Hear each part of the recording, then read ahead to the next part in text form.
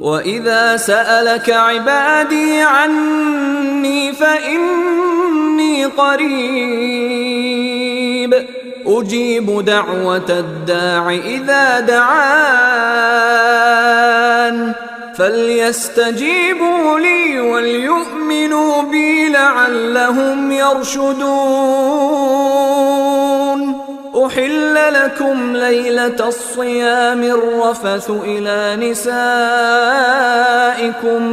هن لباس لكم وأنتم لباس لهن علم الله أنكم كنتم تختانون أنفسكم فتاب عليكم وعفى عنكم فالآن باشروهن وابتغوا ما كتب الله لكم وكلوا واشربوا حتى يتبين لكم الخيط الأبيض من الخيط الأسود من الفجر